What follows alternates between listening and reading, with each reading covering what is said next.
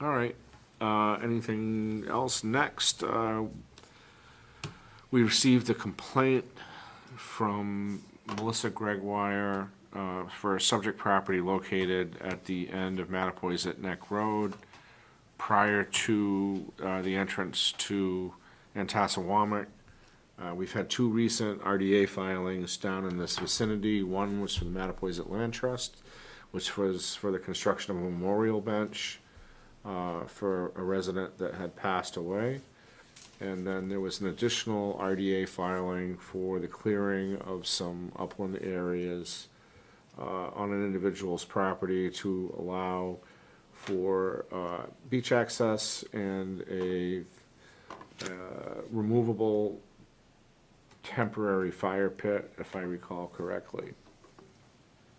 And you were able to conduct a site visit? Yeah, Greg, and Trevor did a site walk on last week on Thursday, so that would be April 8th. Okay. And go ahead and start bringing up pictures, Greg. All right, that's the bench. Oh, nice. No Excellent. issues with the bench so far. I'm surprised by how much, beach grass is getting trampled by just people walking, but. No, it looks great. I think it's a great It's location in for good it. shape, Yeah. right? So there's the shoreline. Fitting memorial too for Mr. Moore. Yep, keep on going. Okay, so this is Mr. Clapp's property. Okay. You can see there's a couple of poles that are up. Correct. And they've been there for a very, very long time. Long time, yeah. And I don't think that's even here or there with those. The main question, the only thing that I can see is being an issue is the fire pit that was brought up, that's now there. Here's the thing about it. I have very little history with this property, so I don't know what is a historic pre-existing use or not. So, but what I see is a fire pit and a little, piece of pole that's used as a little place to sit. The grass that's around it looks like it was long and it's been matted down because people are walking. So I don't know if that, because this fire pit is on the dune between the beach and the salt marsh. So Right, this but is a it's dune. temporary, portable, not an engineered structure that's not mortared, it's not fixed in place, and it could be easily broken down and moved, which is what we had asked of Mr. Clapp. So Right. Is it would that be something my that, opinion, and my opinion only, that it meets the minimum standard of what we had requested. I think the only thing that he could do different, if he wanted to, would be to bring a steel fire ring down there, because he could pick it up and take it with him, whatever. But to me, clearly, he's utilized materials that were on site, so they could be classified as native materials. Would that be a fair statement? yeah, but that really doesn't. And in the event of a storm event, he could pretty much pitch them seaward, and no harm, no foul. That's just my Mr. Chairman? yes. Hi, this is Bill Clapp, Hey, Mr. Clapp, how are you, sir? 31 Clapp Road, Rochester, Mass. How are you this evening? Very well, thank you, Mr. Clapp. Thank you for joining us. I just wanted to mention for public here that this fire pit has not been built by me. Okay, Any friends of mine. I have not contracted any landscaping company to build that fire pit. okay, And I was surprised to see it when I paid a visit down there. And listening to the conservation agent on the call here, I'd be more than happy to tear that apart. But unfortunately, I don't have the ability to monitor security cameras to see who's doing what on the site. I live in Rochester. yep, It's like a 20-minute drive to get down there to the beach. sure. But I'd be more than happy to remove it if that's the desire, because it was never put there by myself or anybody that I contracted to do that. Okay, understood. No, I mean, it looks like what it is. It's some stones pulled from the beach. Somebody made an organized fire pit, and somebody looks like recently had a fire there. And I would venture to say that there's plenty of material down there that could be easily gathered to start a fire. And Yeah. having myself grown up in Mattapoisett and set a few of those fires myself back in the day, I get it. Yeah, all I can say is it might make the animosity go away if that's removed. That's Sure. I otherwise- mean, Mr. Clapp, in your mind's eye, when you requested the fire pit, what had you actually envisioned that you were going to do? Were you thinking like one of those portable steel fire rings so you could pick it up and Yeah, take I it with mean, you? that would be appropriate. I mean, it does call for everybody to be down at that beachfront campground area that have no permanent structures. I Correct. understand the permanent structure for David Moore. I actually went to high school with him. He was a very nice gentleman, and I think it's a very nice thing that the Mattapoisett Land Trust did by putting that bench there for him. But, you know, unfortunately, it just seems the squeaky wheel seems to get a lot of attention. And there are permanent structures on another campground site. And, you know, I'm just asking the commission to consider that, you know, everybody should be, those are nice pictures, Yeah, by the so, way. yeah, very well-established lawn area. Oh, yeah. Yeah. Yeah, I'm just asking that, you know, the commission at this point would please consider making everyone down there to get a legalized campground site, because, you know, I did field a question about, see this lot that you're looking at right now, that the dimensions of that lot, and what's cleared has been succeeded. And I know that you did get a contact from Thelma Vanstone, Mary Ann Vanstone, who owns the property behind. That is correct. Yes, we This did. property that you're looking at. And, you know, I didn't know if there was permission to get that cut. And from what I understand, there hasn't been any permission.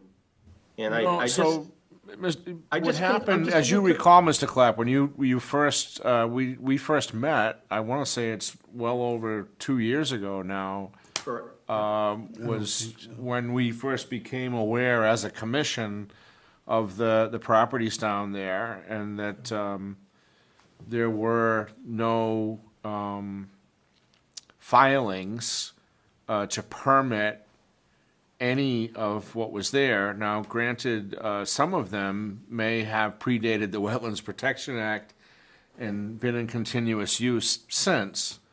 Yeah, But- the story that I heard is that there were houses down there, but they were taken out. They didn't know if, they didn't tell me if it was Hurricane Carol in 54 or yeah, 38, one or the other. Right. But there do seem to be some remnants of old foundations there. So Hence plenty of firewood. You're too. right.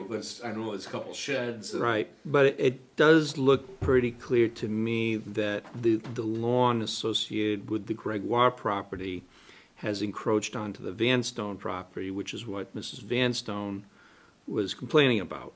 And I think that it is a high probability that the lawn that's being cut on the Vanstones is salt marsh. Okay. Got it.